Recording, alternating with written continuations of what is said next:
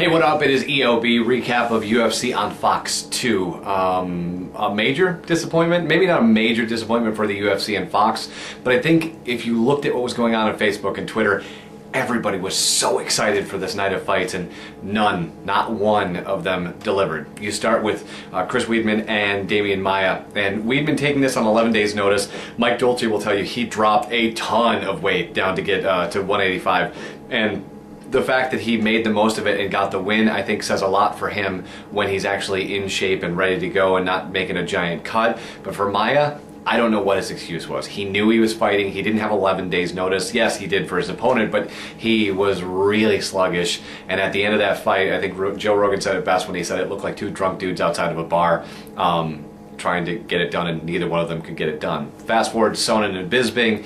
That was a confusing fight because I think a lot of people hate, myself included, hate Michael Bisping, and he surprised a ton of people on Saturday night.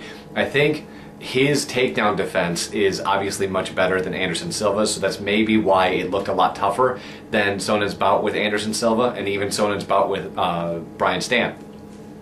Bisping, there were some people who thought that Bisping won the fight. That's clearly not the case. If you look at the fight metric, he was outstruck by Sonnen 135 to I think 103. Bisping, if you look at fight metrics, won round 2. Now I need to clarify, according to the scorecards, he did not win round 2. It was a unanimous decision on Saturday night. Then Sunday it was called a split decision, which is what Sonnen wanted. He wanted a controversial split decision. I think so at some point he can re-meet Michael Bisping and kind of answer a lot of questions that we got on Saturday night. And then later, Sunday night, it was determined that the scorecards had it as 30-27. Unanimous decision for Sonnen. Then when you look at the fight metric, that has it that Sonnen wins 1 and 3, Bisping wins 2. Either way, Sonnen walks away a winner and will take on Anderson Silva. And God, oh God, please stop the horrible Rock impersonations because they're terrible and shticky and they're really bad. It was interesting for about a month and now it's just kind of, it's run its course.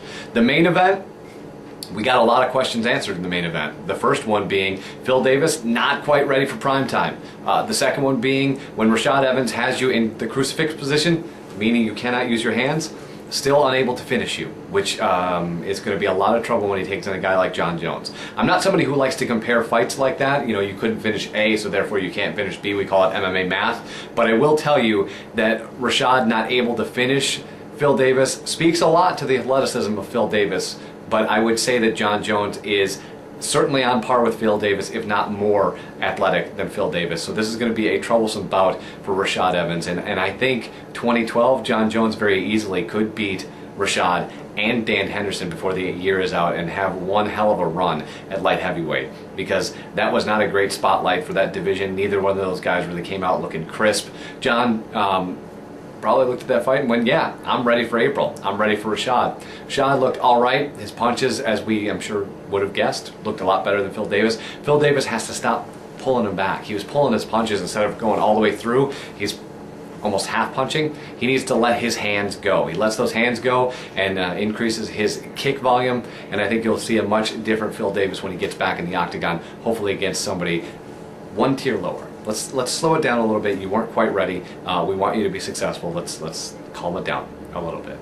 This weekend, it is UFC 143 in 3D as Diaz and Condit fight for the interim welterweight title. You can catch that at Celebration Cinema if you're in our area. Otherwise, check for a theater near you. But in 3D, it should be pretty cool. We'll break it all down Friday night. It's Way of the Warrior. Talk to you at the end of the week.